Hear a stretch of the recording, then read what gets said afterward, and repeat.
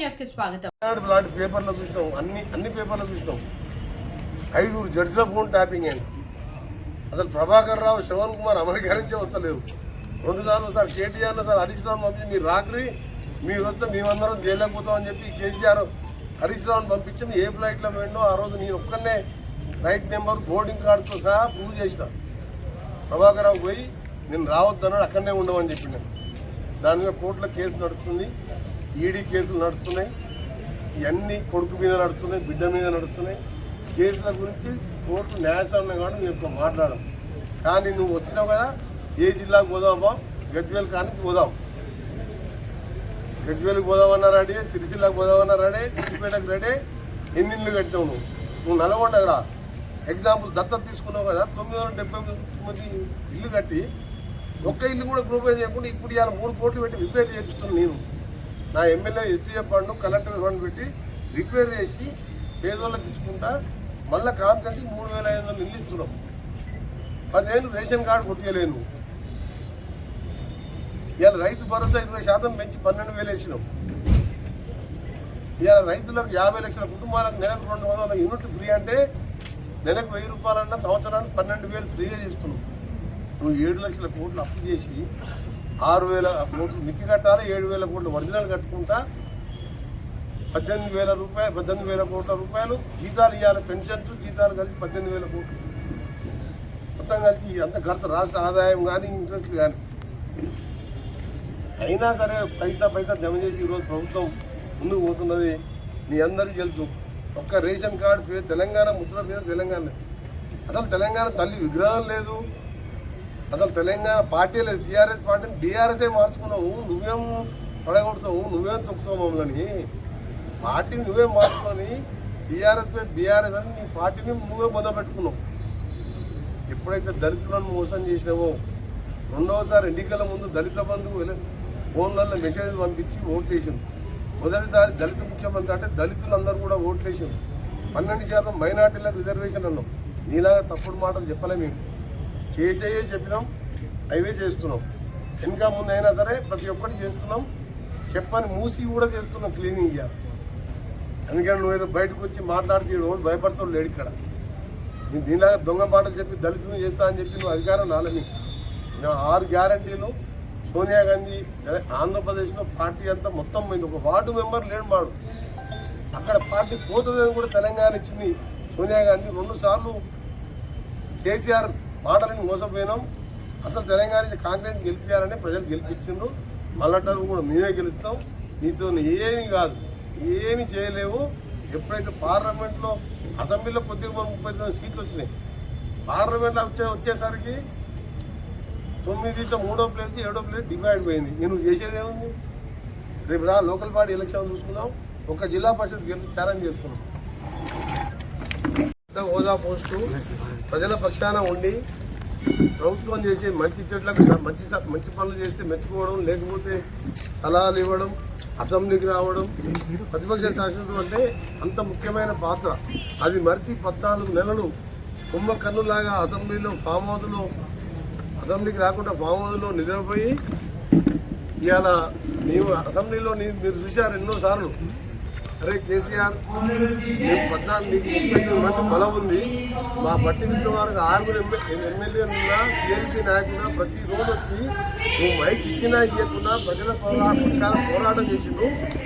ఆ పోరాట ఫలితంతోనే మా ప్రభుత్వం కూడా అధికారంలోకి వచ్చింది.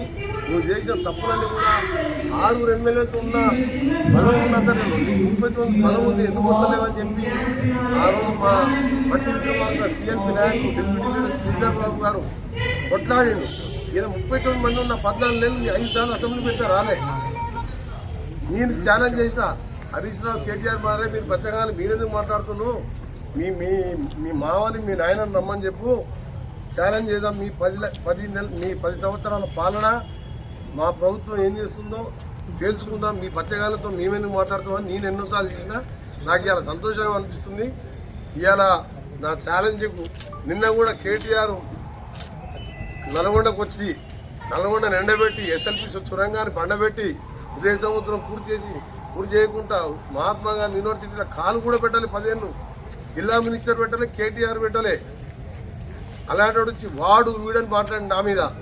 అప్పుడు నిన్న చెప్పిన గాంధీ భవన్లో, అరే నువ్వు బచ్చగాని మీ నాయన పేరు చెప్పి ఎమ్మెల్యే అయినావు, హరీష్ రావు వాళ్ళ మామ పేరు చెప్పి ఎమ్మెల్యే అయినావు, కోమటిరెడ్డి వెంకటరెడ్డి అంటే ఒక రైతు కొడుకుగా ప్రజల నుంచి పోరాటం చేస్తున్నా, మీరిద్దరు నా ఖాళీ కోటితో సమానం, గడియారం జరుగుతున్న ఛాలెంజ్ నిలుతో కాదు, మీ నాయనని రమ్మని చెప్పి నిన్న గాంధీ భవన్ చెప్పినా ఇవాళ చాలా సంతోషం. బయటకు వచ్చిండు. ఆయన చేసిన పాపాలన్నీ రేపు అసెంబ్లీలో కాదు, బయట కాదు, ఎట్లా ఎండగడుతున్నారో తెలంగాణ ప్రజలు చూస్తారు. కోమటిరెడ్డి వెంకటరెడ్డి గారు దళితులు ముఖ్యమంత్రి చేయకపోతే మెడ నరుక్కుంటా అని 10 లక్షల సార్లు అన్నాం. దళితులు 3 ఎకరాలు ఇస్తా, లేకపోతే 2 ఎకరాలు ఉంటే ఎకరం యాడ్ చేసి బోరేసి మోటార్ వేసి రైతుని చేస్తా అన్నాం.